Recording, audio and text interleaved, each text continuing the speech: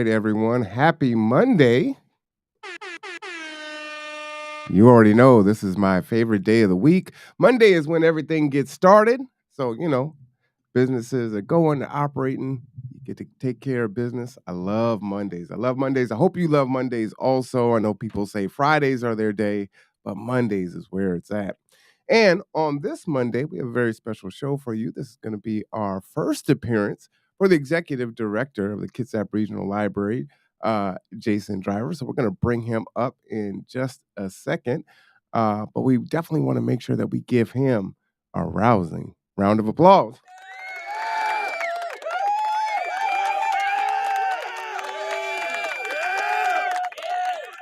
How are you doing today? I'm doing well. Thank you for the warm introduction and applause. I appreciate that. And happy Monday to you. How do you feel about Mondays? I'm more of a Wednesday person, quite frankly. Monday is a day to just kind of get into the flow, and by Wednesday, I feel like I'm churning on all cylinders. And then by Friday, I just need it to be Wednesday again because I need more time. So You know what? That's pretty cool. I've never heard anyone say, Wednesday was their day, right? Wednesday's hump day. It's, you're halfway there. It's almost Friday. They're trying to get to Friday, but you're like, no, I'm in my groove on Wednesday. I like that. yeah, I feel like I'm just getting warmed up by Wednesday. So yeah. I love that. That's pretty awesome. Well, let's jump right into it. And please tell us, who is Jason Driver? Oh, you got like several hours? That could be like multiple shows, Marwan. So thank you for having me. Conduit family, thank you for welcoming me. So I'm Jason Driver, as Marwan said. I'm the executive director for Kitsap Regional Library. And I started my role here February 1st of this year. So just about, 10 months on the job here. Oh, you have to give us more than that. Yeah, I'll give you a lot more. So, for those of you who don't know, and I feel like this is part of the story I've told about how I got to Kitsap County. I'm not a native of this area. I'm a native of Chicago, Illinois. So I was born and raised in Chicago. Spent my entire life in Chicago, Illinois. Went to grade school, high school, and then college downstate at Illinois State and Normal, Illinois, and then graduate school at University of Illinois, Urbana-Champaign, where I got my master's in library and information sciences, and then worked for Chicago Public Library for about 22 years. And then I had a wonderful opportunity to interview to take over the executive director role here at Kitsap Regional Library from Jill Jean, who was the previous director here for the last 15 years. So basically what happened is I got recruited.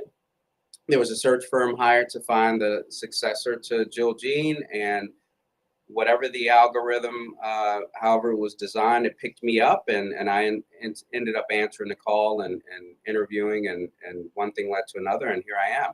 And so really had no intentions at that point of leaving Chicago. For me, it was an opportunity to explore. I had been to the Pacific Northwest a couple times, albeit not Kitsap. I had been to Seattle for a few conferences. I've got some friends in Seattle. I've got a high school buddy in Seattle. I've got a cousin in Vancouver, Washington. So I was familiar with the Pacific Northwest in general, but specifically not Kitsap. And so basically what happened is I interviewed, fell in love with the library, the people that were working there, and I felt like it was a good match between what I could provide in terms of leadership and what was already here. And I felt like it was a good opportunity for me to take the next step in my career. And, after that, it was a matter of convincing the family to come aboard, and that this was a decision we all needed to make. Because obviously, if they didn't feel it, we wouldn't all be here. So Absolutely. here I am. Well, we're glad you're here. Tell us, so how was the weather different from Chicago to here? I've never actually been to Chicago. Maybe a Yeah. layover. So, yeah, good question. So, let's start with winters because that's where we're creeping up on. It's late fall. And the weather in Chicago is variable. It can be, we frequently like to say you can get all four seasons in one day. But around this time of year, typically it's cold. It's in the 20s or 30s, and then it'll drop down a little colder at night. But significantly more snow in Chicago than you typically get here. And so, fall is really beautiful. Springs are pretty wet and starting to warm up, but summers are hot and humid. So I Mm. definitely appreciated my first summer here because the weather was perfect. No humidity. Even the hot days, I think they were tolerable for me because there wasn't a lot of humidity. But in Chicago, it's typically very humid in the summertime. So, not as mild as here. You've got your extremes between fall and winter, but definitely you get a definite four seasons. So I think that's the main difference. You see a stark contrast in each season, whereas here sometimes it seemed like to me, and this is only my first turn here, Mhm. that late winter or early winter can look a little bit like spring or late spring, and certainly that could be the case in a lot of different places. But it's definitely more mild here. I think when I first got here, I got here January 28th. We bought a house and we closed on it, and then by February 1st, I didn't have any time to really reflect. I was right at work. One of the things I noticed right away is that the temperature in February was pretty mild. So whereas I left Chicago in a snowstorm and it was about 20 degrees, I came here to like 45, 50 degrees. I don't think I wore a coat for the first couple months. So you're already acclimated. You see folks walking around with shorts and sandals in February and March. It's like, No, "Whoa, I'm not doing that. I'm you're not not doing doing that. that?" No, no, no. You're But not no you're not overcoat, because I'd have the full, get up in Chicago. I'd have on the hat, you'd have on the gloves, the scarf, the overcoat, and so I just wear something like this and just get in my car and come to work. So that's been nice. I think my body's starting to adjust though. I've gotten a little colder getting this a time little around. colder? Exactly, exactly. Well, a lot of us, from the Midwest or more East Coast, we have some biases on in regarding food. So, Chicago historically is a great place for food. So, have you found any good places here to eat? Yeah, so I don't want to offend anybody. So Chicago, first of all, is a great place for food. And so you in the area I lived in Chicago, if any of the listeners are familiar. So I lived in an area called I grew up on the south side of Chicago, and then as an adult I moved around a bit, lived in Hyde Park, which is still on the south side, lived in Roseland, which is on the south side. I've lived in quite a few different places, but where I ended the last 10 years is up in the Rogers Park area in Chicago. And so that area of Chicago is one of the most multicultural places you'll find in the entire US. And so I could literally get any type of food I wanted within probably like a 2 mile radius from my house. So for me, they're favorites, right? So I like Ethiopian food, I like Jamaican food. I love a good jerk chicken dinner. Right. I like a lot of fish. Certainly, the seafood is fresher here, and so you have that advantage that your catch is probably from that same day or a day before, and it's pretty fresh. Whereas in Chicago, by the time we're getting it, it's been packaged, it's been injected, and you know, it's one of those things. Now you do have some good fish markets, and we've got Lake Michigan, which is a source for a lot of good fish. And I've been fishing in Lake Michigan, but overall, what I found is that I haven't quite gotten the diversity, at least in this county, that I've gotten in back in Chicago. And so just reading the chat, somebody said they didn't have any audio. I'm wondering if it's just on their end. But yeah, I have found not really. I like my go-to here in terms of pizza. And so when you think of Chicago, you think of a good pizza town, right? So Mhm. you've got deep dish pizza, and I'm not a deep dish pizza man. I'm more of a thin crust pizza person. But what I found a favorite here is Evergreen Pizza. That has been my go-to spot. We've probably been about, I don't know, a dozen times now. Maybe not quite that many. I would say probably like 9 times. So we've taken family there. My daughter wanted to be celebrate her birthday there. So that's been a favorite in Kitsap so far.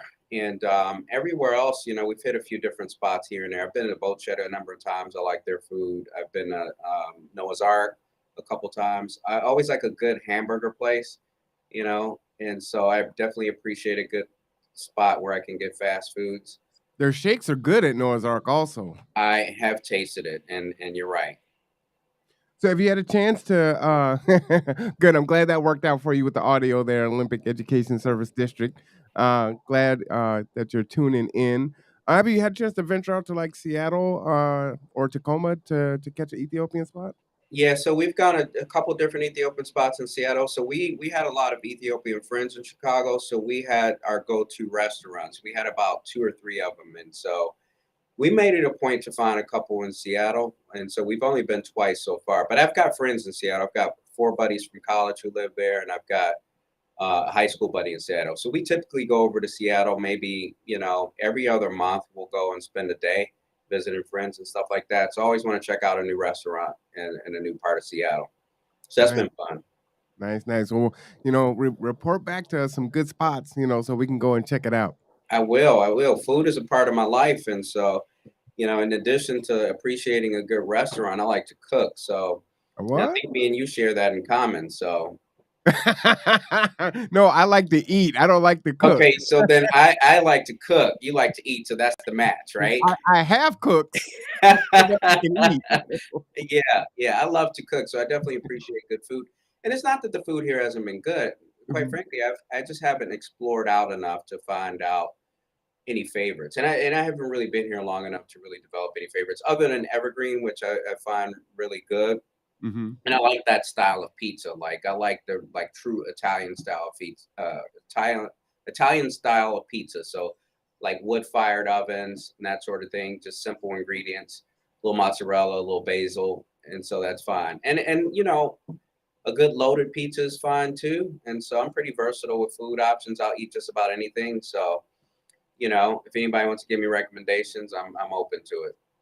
Well, before we move on, tell us, since you like to cook, what are your top 2 or 3 things that you love to cook?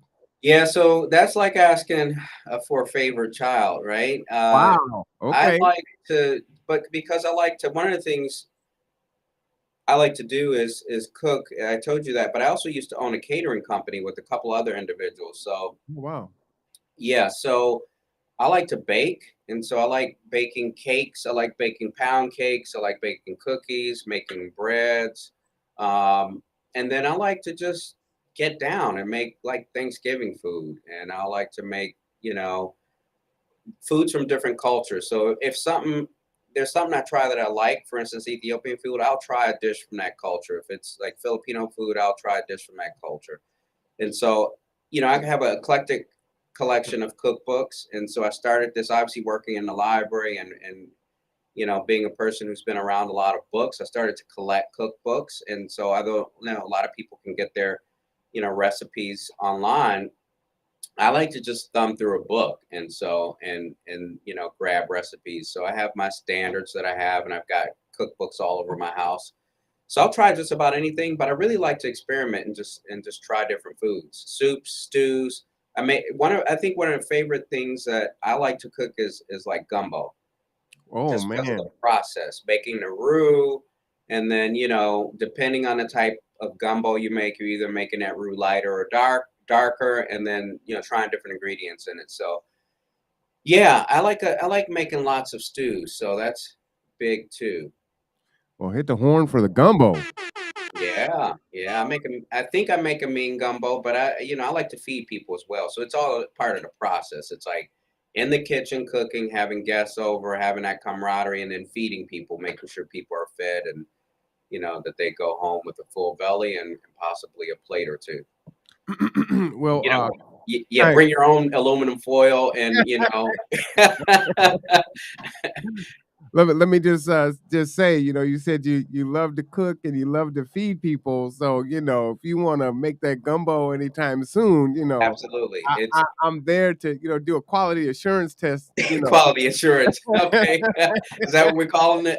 That that's what I call it all the time. I'll say, "Let Okay. me make sure I taste this so no one else gets sick," just to make sure, but Imma need a full bowl, Yeah, just to be sure. yeah. Not the spoonful, Yeah, huh? not the spoonful. Imma need a whole bowl and, if you put some cornbread with it, that'll be just fine. Yeah, that's what my wife says all the time. She says, "I just need to taste it. You sure you don't need a taster for that?" And so I'm territorial in the kitchen. I need everybody out of my way, clear out, and let me do my thing. I like it, I like it. Well, I'll wash the dishes. I'm good at that. Thank you, sir. So, tell us a little bit about your first year. You're coming up on your 1 year of being the executive director of Kitsap Regional Library, correct? That's correct. So what are your thoughts on your first year? So it's been busy. I mean, when you come into a role like this, at least for me, the expectations. I don't know that I had any grand uh, expectations about what it would be. For me, it was just a matter of keeping an open mind because you know the culture shock of moving 2,000 miles away from Chicago to Kitsap and specifically Bremerton. That's where I reside in Bremerton. It's just like getting acclimated to everything, new schools for my daughters, new climate. I know libraries and I know, how libraries operate. So that part wasn't foreign, but it's been really busy because I think for me to be effective, there was a big learning curve. I had to get to know the community. I had to get to know the employees here in the library. And so a lot of what's happened, Marwan, is it's been really a road show.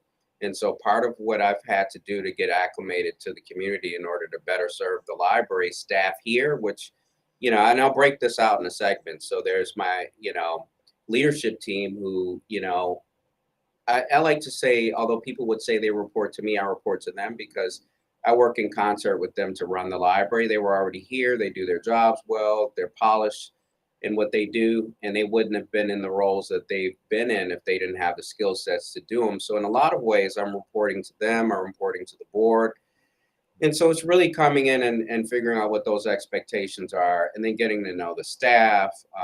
What are the touch points for staff? What's working well here at Kitsap, and what do we need to really do to support all the people working here? So it's been part education on that and then part education on the community. So it's been a lot of, things like this, going out and speaking at Rotaries and different community groups, monthly or quarterly or yearly meetings and that sort of thing. It's been out meeting folks in the community from just everyday residents to people who are politicians, to people who own their businesses, to different community partners, you name it. It's been all of that. And so it's kept me on the road pretty busy. And I would have it no other way. I mean, it's been an interesting dive into the community and just and as we have 9 library locations spread out on the peninsula. So Mhm. it's been a lot of driving back and forth and doing that. So it's been a full year, and in between that, there's been moments to step back and sort of take in what's happened, and there's been times to really celebrate, like one of the things I'm most proud of, and these are things that were in play well before I got here. One of the first actions I really got to take as a library director was to help open our new Silverdale library and which had been in the works for years. And so, that happened in the spring when I got here, and we negotiated a new labor contract, which was already in the works. And we refurbished the library in Manchester, and that was great. And we implemented a North Kitsap Library student account project. That was already in the works. And we piloted a book locker at Paulsbo. That was in the works. We just had a lot of moments to really step back and celebrate the good work that folks had already started before I got here. And it was just a way for me to really jump in and get right into the action. So it's been it hasn't even been a year yet, but it's been a full, process since I've gotten here in February, Marwan. It's been really busy. And again, I like to be busy. So, you know, that's worked well for me. I've given myself a challenge in 2023 to visit all 9 libraries. I thought I was going to get it done this year, but that was an epic fail. That Well, you can do it, and I think a good time to do that would be events, and it's certainly cool. We used to have a passport program where you could, and I'm thinking about reinstituting that. And then basically what happened is we did something like this in Chicago too. You'd visit a library and you get your passport stamped at each library, and it would be almost like a treasure hunt at each library. There'd be a new cool thing to get in terms of a little tchotchke to take home with you and a new experience and a new sort of history lesson to take in, because each of our libraries being spread out in the south, central, and northern parts of the county obviously have a different identity and a different culture based on the people who are living there and the experiences that people have had in those communities. So that would be good to implement again, so we can encourage people to visit all 9 locations, which would be great. My daughter would absolutely love that, especially if you give away stickers. So if she can collect stickers, that's it. That's it. I think we can manage that. You know, my kids like stickers too, so we'll make that part of the passport. So I'd like that. I like it. Well, thank you for reflecting on, your first year. But 2023 is coming up. So, what kind of aspirations and things are you thinking about for the library in 2023? So that is an open window right now. I don't like to hardcore peg any one thing to do. I mean, I think one on one hand, I don't want to pigeonhole ourselves to the possibilities of things that might come up that we're not, that we haven't even thought of. So it's really just remaining nimble. I mean, there are a couple things since you've asked me that, we want to explore. And one of them is to expand our student accounts. And so a little bit about student accounts, what that looks like is, the idea is that if you're a student at a school district, your student account can also serve as your library card. And so we've implemented that here in Bremerton, and it's implemented in on the north end. And so we want to implement that in Bainbridge and hopefully implement that in CK and in South Kitsap as well. And so that's a project I'd like to implement. And the idea behind that is obviously, having to have a library card, all the other things that students have to worry about. And if they're anything like my daughter, she can't quite keep up with, anything in her book bag and let alone to keep up with the library card and keep up with the, all the things she has to do with school. So having a student account, one card to be able to use for school and the library is a really lofty goal that, and it's not that lofty. We've already implemented it. It's just a matter of, selling it to the other school districts and making sure they know the benefits of it and implementing it. And so that is a project I want to do, and also expanding our book locker pilot. And so, what a book locker is essentially think Amazon locker, except you can remotely get your books away from the library. Currently, we have one piloted at the Pulse Bowl location, and so you know how that might serve you better is that if you're accessing the library after hours, then you'd be able to pick up your materials without actually entering a library and being able to I to like uh, that. you like that? Yeah, I do. I Yeah, like that a lot. yeah. And so one of my goals is really about more library education. So one of the things that attracted me to Kitsap was the fact that this was a strong library system in terms of the people working here and the support that Kitsap Regional Library has garnered from the community. Having said that, knowing that this is a regional library and we're serving, a rural area, it's important to me to make sure that we are in all reaches of the county. Maybe not physically, right? Because to open new buildings at this point isn't sustainable because of the our budget and lack of staff to be able to do that. Certainly, we have a vehicle in which to make sure that people have access to our services. And so, despite having like 9 physical location, our 10th location is our digital collection. So you access in the library in a mobile way to be able to, do, downloadable books and other media, accessing newspaper articles, magazine articles, auto repair manuals, tutoring help for school, you name it. That digital sphere is an actual library place. While it may not be a physical place, it is a place, right? And more and more people are living in that arena. And so for libraries to not take advantage of that, it would be silly. And we have certainly done that. And so part of that is uh, getting a new website for the library. And so one of my goals when I got here was to make sure that we had a more accessible site, one that was we were able to track more visitors to, and then we were able to showcase all of our offerings, our staff, our facilities, our programs, and all the things we do well, our digital sphere in that arena to be able to implement that. So we're in the process of unveiling that now. So that's a goal for 2023 to be able to have that unveiled. A new strategic vision, which will take us about 5 years out. Obviously, businesses need to plan. And so while in personal life I'm not a big planner, I like to like make it happen organically. My wife will always say, well, I'm that person who just likes to feel it out and do it. That might be fine for personal, but not for a business you're operating, right? You need to Right. have a business plan. You need to have a you need to have a roadmap for where you want to go. And so right now, it's been a matter of figuring out, where are we going?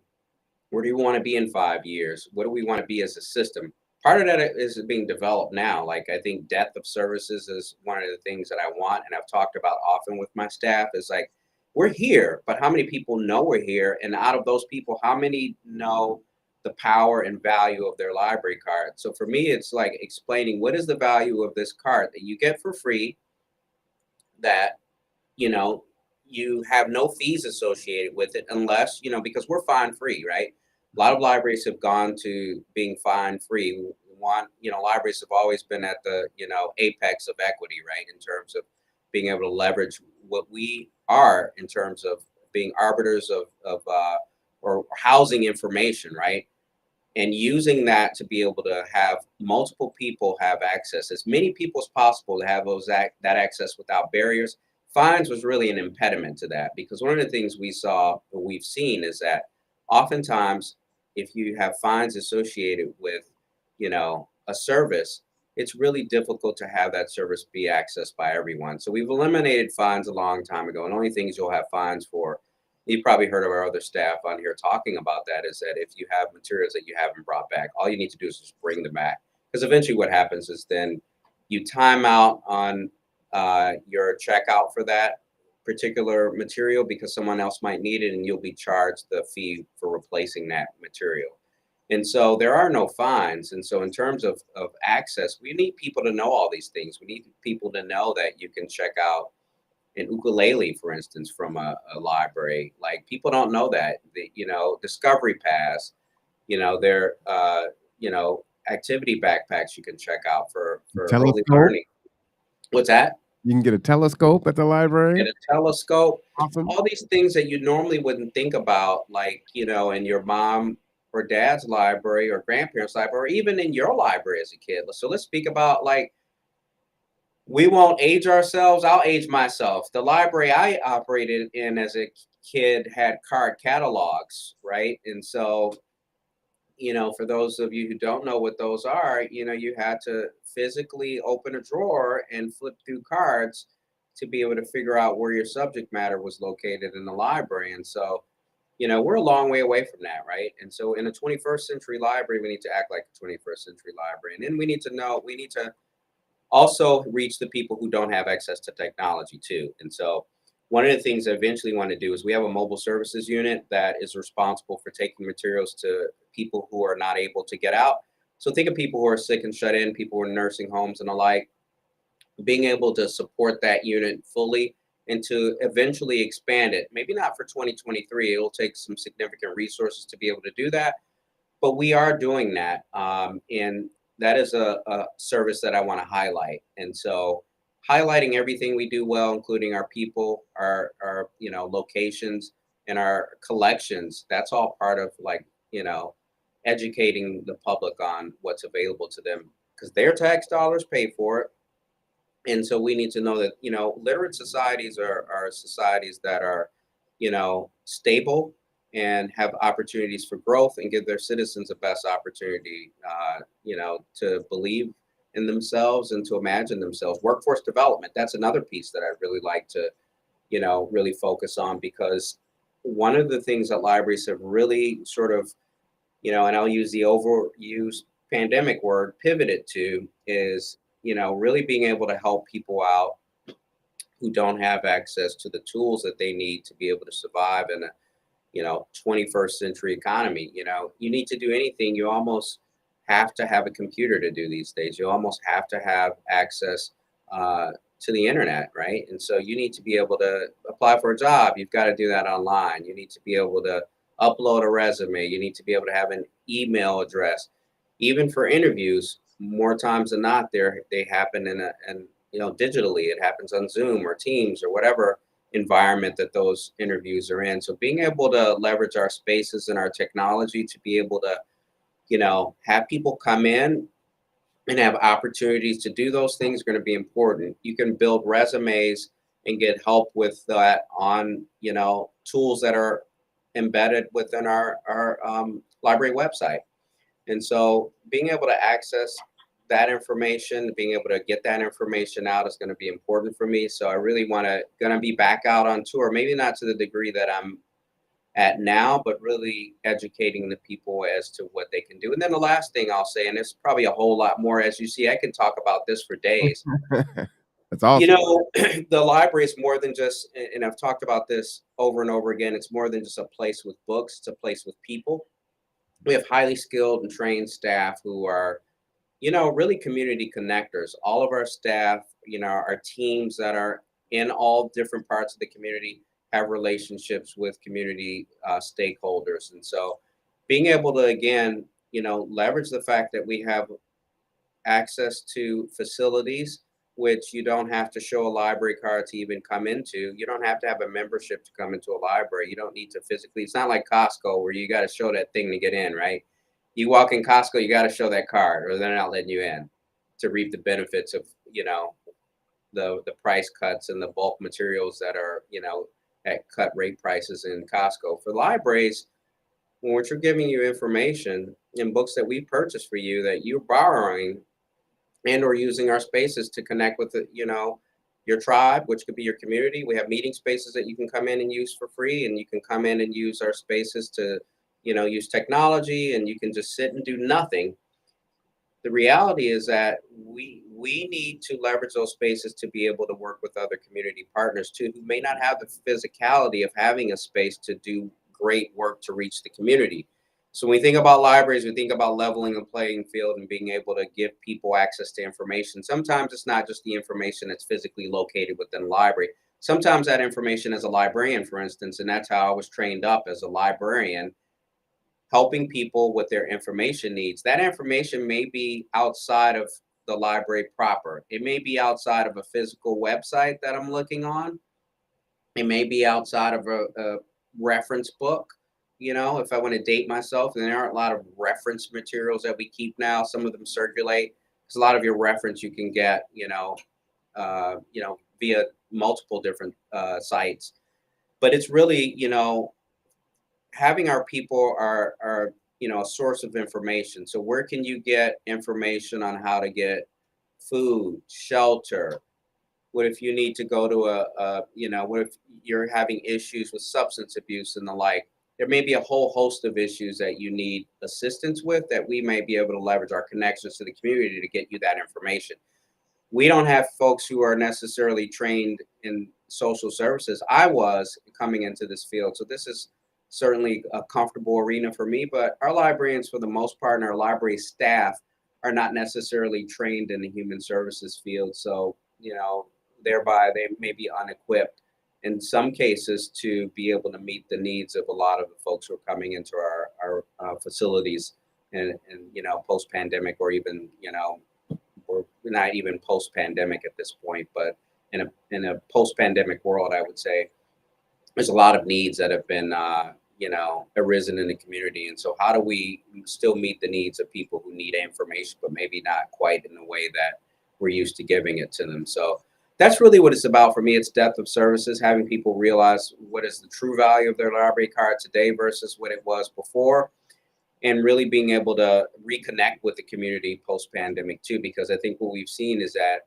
you know we're starving for connections. And whatever's happened in these 2+ years in terms of not having access to people and access to information in a lot of ways and ideas, we need to churn it back up and get back out into the community and show people what we can do and how valuable we are. And so I think our folks are up for the task. They're great at what they do, and stay tuned. Well, I appreciate that. For those of us that may be joining us, this is our interview with the executive director of the Kitsap Regional Library, Jason Driver. We're at the bottom of the hour right now. It is 11:35 in Kitsap County. We have Time a great flies.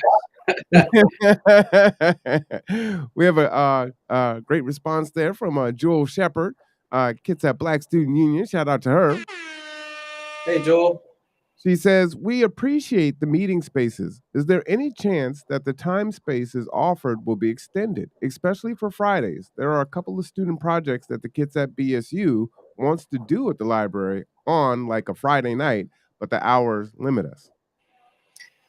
Yeah, thanks, Jewel. First of all, appreciate you using the library, and this is a perfect example of, really meeting the community's needs. And while it looks like we're not meeting all of your needs in terms of the time, unfortunately, we won't be extending Friday hours at this point.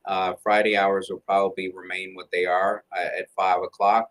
There are opportunities on the weekends, and so what I would say is, in terms of any night events, we do have some late nights in our locations.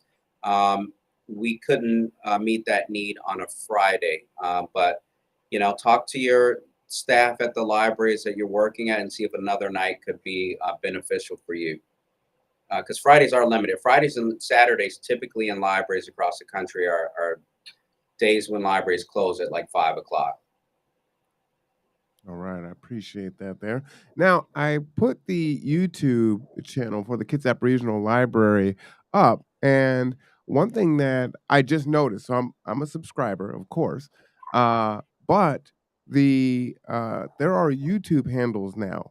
So whoever controls that space may be able to go in there and now change it, so you don't have to have the 8705 at the end of it. So that's how it was when the conduit first started. It was the conduit with some numbers behind it. Yeah, But let me write now, that down. Thank you. yeah, absolutely. So now there's a thing called YouTube handles, and now it's at the conduit. And so maybe now the library can change to at Kitsap Regional Library or at KRL if that's available. So you definitely want to claim the handle as quick as possible. Jewel says Wednesdays is the late day. Thank you. You're welcome, Joel. All right, so that's awesome. Uh, what else did I want to mention? Oh, you had mentioned the auto books. So Yeah, there's a show on the second Tuesday of the month where the adult librarian Priya comes on. Shout out to her. got And it praise Priya up. She's awesome. so it just so happens that the trunk struts on both of our vehicles are not working. And Jewel and I actually have the same vehicle, so she just replaced hers. So we're going to dig into the books and we may on camera replace our struts in January. So stay tuned for that. So we want to use, I like to showcase all the great things that the library has to offer and then try to show that in an applicable way. So that's kind of our goal for 2023. My daughter and I were going to do some growing for the campaign of doing gardens this summer, but we just didn't get around to it. So we're going to swing back around to that during the next growing season. That'll be great. So we'll see. Priya wants to make sure it's not too cold outside when we try to change our trunk struts out. So it should be No, or have access to a garage, right? well, yeah, that would be pretty awesome. I don't have that, but it's supposed to be really quick and easy. Jules says that'll be cool. So I think Jules' dad was going to do it for me. Pastor Ellington was going to do it for me. It takes like 10 or 15 minutes. But if you don't have that, you need to know where you can get those resources. And the library has those resources. So we wanted to kind of highlight that. And someone like myself who I can change a tire. I probably could figure out how to change the oil, but there's a shop for that. So A man's got to know his limitations for one, right? hey, that is 100% fact. And it's one of those things like, well, if I can do it, you can do it type thing. So No, you um, have to know your limitations. It's just like when working on your house. Like I can do a lot of handy projects, but then there's certain things that they're out of my league. I'm not gonna try it. It comes to electricity, I'm not messing around. mhm. And in plumbing, like I can change out, a toilet, but that's just about it. I'm not gonna, Wow, that's impressive. I've never changed out a toilet. Now the handle I have. I've changed out that little system, yeah. but Yeah, I that mean, and everything that I've gotten, it's been from a library book. I've fixed all sorts of things. And speaking of those auto manuals, those are great because to buy a manual like that, a lot of money. Even Consumer Reports, if you're thinking about like buying, something for Christmas, you need a new appliance, for instance, you want to buy a new car or something like that. You want to check out the Consumer Reports. Having those at your disposal is pretty valuable as well because again, having a subscription to get those, oftentimes there's something you want and then you do the trial and you forget about it and then what happens is, you get charged, Mhm. right? Yep. Come to your library, you don't have to do the trial. You just type in your library card number and you have access all the time. Yeah, I love it. I love it. Well, I really appreciate you spending a little bit of time with us. Is there anything that you want to leave us with? I know you're definitely super busy and it is Monday. It is Monday. This is my getting warmed up day. And so, nothing really. I just really want to thank all the folks who are using our libraries, who have used our libraries, and who really support us because really without our library patrons, we wouldn't be here. And so, I just really want to thank you from the bottom of my heart and all those folks who made me feel welcome here. When I first got here, it felt a little bit like a fish out of water, but it's been really need to meet people and I feel at home here now is no place where I'd rather be and I see Sarah has a question about KRL in our county jail. We don't, Sarah. We have had partnerships where our public services team has extended library materials to different groups. We may have even at one point had a partnership where we took materials to the jail. I know we've done it for the Washington Youth Challenge, where we've taken, and certainly that's not a jail, but for programs like that, for instance, where you have a population pretty much who is located, in a static environment. We've taken materials to that group. We've taken materials to lots of different organizations and schools and the like. So there are opportunities there, and certainly, again, we're about reaching people who don't have access and who are underserved. So, my biggest mission is to serve the underserved and to be a public servant. That's really why I'm here. I'm continuing the work I did in Chicago, which is just to serve people. And so we get in these roles because we're here to serve the public. We like to serve the public, and there's nothing I'd rather do. Just like feeding people. Feeding people information is something I could do all day long. So I would really be happy to come back on and come back on with some of our talented staff members to talk about some of our collections, for instance, or anything your listeners want to or viewers want to hear about. I'm willing to come back on with some of my team to talk about those things. Oh, I absolutely appreciate it, and I love the fact that we can create a space for dialogue in real time where folks can ask questions. Extended hours. Does Carol have exist in the county jails? Right? Is there a way for people to access you and reach out if they want to, ask questions or inquire about all things Carol? Yes, absolutely. I will pop my. Can you pop my email into the chat? Absolutely. If you want to just type it in that private chat up there, I'll just copy it. And shout out to Sarah. She says, "Thank you for your time and your commitment to our community, Mr. Driver."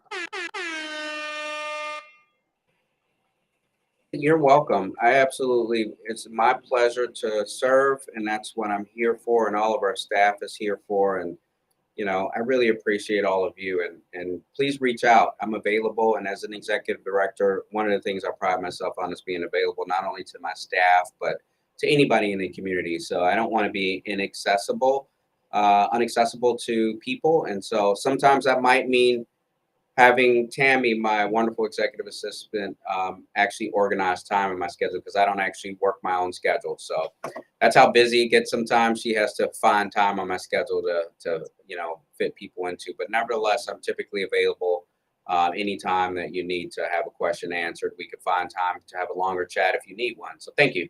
Marwan, thank you for having me. Yeah, absolutely. I need an executive assistant.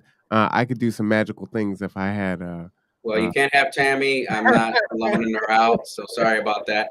Yeah, I need one for, just like daily life. It's been great because with this packed schedule since I've gotten here, people have tried. I'm like, just got to go through Tammy because I don't know my own schedule unless I look at my calendar. So my calendar tells me where I need to be, and I show up just like today. And thanks for the warm welcome and invite. This was fun. I'd be happy to come back and talk about how to do some ribs you know? Oh, what? All right. Hey, Yeah, I do a cooking show, so, I can yeah, bring the cameras exactly. out, or we could come here, we could do whatever, and, we can turn You the mean cameras come there so you can actually, do the quality assurance? again, we gotta make sure the public is safe, and they need to see me eating the Right. food so they know that it's safe. You know what I mean? Yes, Sarah, we are fierce advocates for civil liberties and personal rights. You're right. And we have a wonderful staff that is, you know, out making sure that they do that and they're advocating for, those liberties on a daily basis. And we're a fierce protector of that. And so know that when you have a library card, your information is, kept secure and that, your borrowing histories are secure and that's information that's only, um, you know, available to you and that we're here to meet your needs and that whatever you want, any information you want, that it's kept confidential. So we really are here to serve everyone, from rich to poor to everything in between. We're here to serve everyone. And so thanks for, you know, let people know about us and let people know about what we do. And so, I was really fortunate to come to this field. It found me by accident. This wasn't my first rodeo. When I got into this, and I left this out of my intro. I got into this field by accident. I found libraries because it was a second job for me, and way back in the day when I started my career. But my career was really I cut my teeth in social services. What I Mhm. was doing was, and this is really an extension of that, what I did is I worked for the Department of Children and Family Services in Illinois. I was a case manager, and what I did is I basically had a caseload of about 30 or 40 children who were abused and neglected and who were in foster care, and I did that for a number of years. And then also I taught adults with uh, developmental disabilities at the City Colleges of Chicago, and I also work with youth birth to three who were at risk of developmental delays, who had developmental delays for the statewide early intervention network, and I did that as a case manager and as a developmental therapist for a number of years. So, and I've done mentoring, I've done you name it, I've done it in the human services field. And so, being in libraries is really sort of an extension of that to a degree because what we saw is all walks of life use the library. So I felt like I was very prepared and I was naturally curious and liked books and information. So it was a perfect marriage between what I like to do and what I was curious about. And so we're here to, do that. And, we're gonna maybe put out another cookbook one day. Our librarians had an internal cookbook, and maybe we can put out one of some tasty treats at some point. That's also a goal of mine. I And love so, yeah, I love that. I love that. Well, Sarah kind of led us into our last question. As many folks know, Kitsap Community Resources, United Way, and even the Kitsap Regional Library help to promote and launch the Community Needs Assessment. And with that, that data is coming in and will be available probably around February. And I know that it's going to live on I believe, KCR's website and also Kitsap right. Public Health's website, so you can access the information. Can you just talk, briefly about the Kitsap Regional Library's involvement with the community needs assessment and maybe how you intend to use that information as it comes in? Yeah, certainly. So we were, at the forefront of helping prop up that information in terms of, getting the information out about the community needs assessment to the public.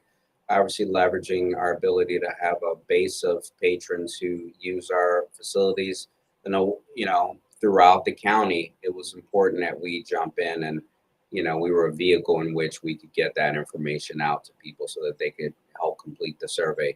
And so, and I completed it myself being a Kitsap resident. So I think one of the biggest things out of that is like, where can the library be of service to help? So what are the needs that come out of that? How can we leverage again, talents of our people, our facilities, and the infrastructure we have in terms of technology, our mobile services unit, and, whatever materials we have to be able to, meet those needs. And, I suspect they will fall along certain lines, right? There's a lot of people who may not have a diminished access to certain resources, whether they be financial resources. Housing is a big need in this county, as I've, so often heard. how do we get information out about that? How do we advocate for making sure that people know where shelters are, where affordable housing is, and how do we find partners who are on involved in that work? And so I think really on a basic level out of this, what's going to happen is that we will know where needs are, and we can also help craft, I think, strategy around that. And so that's the biggest piece for me, is that in developing a 5 year 3 to 5 year strategic plan is going to give us an accurate picture of where the county is, quite frankly, and where we can be of service. How can the library meet the needs? Because we're here at your beckoning call in terms of your taxpayer dollars, provide for the libraries physically to be here, and for our services to be here. So you know, how can we advocate for really our staff and our facilities to better serve your needs? How can we tailor our service points and our services to better meet the needs of the general public? So that's really the most salient thing out of it, is that we can craft strategy around it, Marwan. We need to know where the needs are. Some things we just might not be equipped to deal with on an information level, but to know the information and be able to, maybe curate resources around what those information needs are. Maybe there's a set of, information needs that are created out, or that are garnered out of that we can help buy materials for instance. We don't know what they are. We need to see what the results of that what they are, so we can structure our strategy around it. What's really awesome about the library, right? 9 locations, and then the 10th being mobile, and doing a community needs assessment. That ability to provide those services that are different to each region, which is awesome. Because no library looks the same or operates the same, right? It's its own unique space, which is really pretty cool. Yeah, that's true. And then when the 11th location is certainly our digital location, so it's also figuring out what do people want to see and access digitally if they can, and where do people need to be able to have technology? Where are there dead zones in the community in terms of people who don't have access to, uh, you know, broadband? For instance, the digital divide is real, and I think we take for granted, those of us who have access to technology and access to broadband. We take it for granted because we use it every day. But what about people who don't have that access? Because again, people, more and more, you're needed to have that access to be able to just do basic things like fill out applications to even get aid or housing or the like. So how can we be in that playing field to be able to help bridge the gap? Whether it's by having mobile hotspots, or being able to provide laptops in our locations, if all of our regular desktop stations are full. There are many needs that could come out of this that we could probably do something about directly, and then there are others where we can dream about the possibilities of how we can serve those needs in the future. So one of the things you'll find about me is I'm open to change. I'm open to not change just for change's sake, but I'm open to not do the same things that we've always done, but I'm interested in making sure that we can evolve as times evolve and as needs evolve. And that's what libraries have to do. Every other segment of society has evolved in the 21st century, and libraries need to do the same. And so Kitsap is going to be no different. We have the talent, and we have the ability to be able to do that. And so the CNA is going to be huge, and the results of that are going to be huge, because I think it's going to provide some clarity around where the county is and where we need to be in order to grow and sustain ourselves and to survive. And this is the last thing I'll close with. My goal in coming here is not just to be a director for today, to do the things that need to be done today, but it's like, libraries, again, at the cornerstone of a literate society, and one that is prosperous. Where does this library need to be 20 or 30 years from now? That work for that has to start today. Where does it have to be when I'm gone and I'm not here anymore, and the next director or two or three directors are here after me, setting up the library system to be successful from here on out, fiscally, structurally, and having the talent to be here to serve the people that are here. That's really my goal, and the end of it, because our people know what to do. I don't need to tell them how to do their jobs, but my goal really is to be able to serve the entire public. So the library of your future, that's what I'm here to help craft. And the CNA is going to help us do that.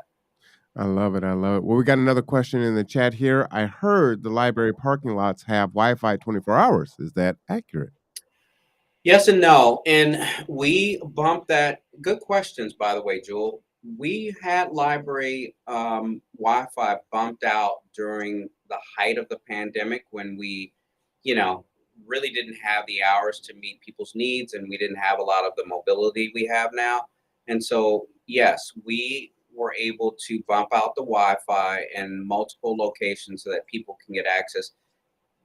Yes, you can get Wi-Fi right outside of the library in many of our locations, and some you may not have as strong a signal, but that's something we're still evaluating too. How many people are using the library after hours to be able to access, Wi-Fi? And so these are decisions that we'll be trying to make based on, and it'll be several factors that we have to take into account. Safety of the general community, folks who are using our spaces. We're not only concerned about your safety in the library, but outside of the library too. How do we provide comfortable and safe environments for people to do that? And to be able to make sure that we're paying attention to our neighbors too and different locations we're in. So there are many factors in terms of making that widely available, and each are different in our different physical locations. So that's something I'm always looking at too as a library. How can we meet the needs of people who aren't even in our physical location? So good question, Joel, and more to come. Well, that one came from Sarah. I wanted to give Oh, her I'm sorry, from credit there. Sarah. No, it's all good. And then, I wanted to give a shout out. We have Executive Director Tony Ives listening in. He says library is key to learning. Thank And you, he also Tony. says, yes, the CNA will help. So, yeah, I appreciate that. Tony is checking in. Now, Tony usually comes on at 10 a.m., but he had somewhere else to be. But the fact that he is supporting the conduit and tuning in, even though he couldn't physically be here, that's awesome. So again, shout out to Tony Ives. Hey, Tony, we'll put you in the next library commercial.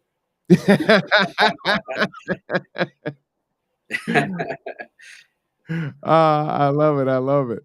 All right. Well, did you feel like we were going to be able to fill an hour?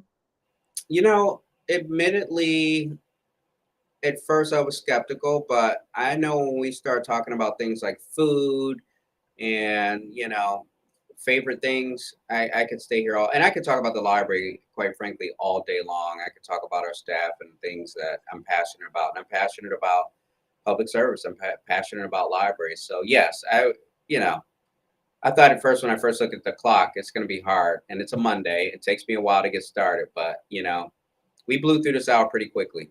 That's how it goes. That is exactly how it goes. Well, we definitely appreciate you for coming on. We definitely can see your passion, not only for the library, but for other things also, right? It there's a through line all the way through, whether it's food or the library. And speaking for someone who works with the library in different capacities, I've seen the impact of your leadership in this short year that you've been here. So I wanted to just shout you out for that. Jewel says, shout out to Tony and Sarah. We have a wonderful Kitsap community. Definitely agree with that. I'm going to give you the final last word, and we're going to go ahead and end the show. Oh, final words. Yeah, I really want to say thank you for welcoming me to Kitsap. It's been wonderful to be here. It's unlike any place I've ever been to. I've traveled a lot, albeit not through the world, but through the U.S. And this is certainly a unique place. And I'm happy. My family's happy here. I'm happy to be working for Kitsap Regional Library, and I'm happy to have wonderful people in the community who are showing me the way. And I can't wait. Year two, I'm just waiting for more to be revealed about the library's impact and our goals, and be looking out for me at a community event, and hope to meet all of you in person one day. So thanks, Marwan, for having me on. I really appreciate you. Our pleasure, and we look forward to having you back again. Applause for Executive Director, Kitsap Regional Library, Jason Dowd. Thank you. We'll see you next time, everyone.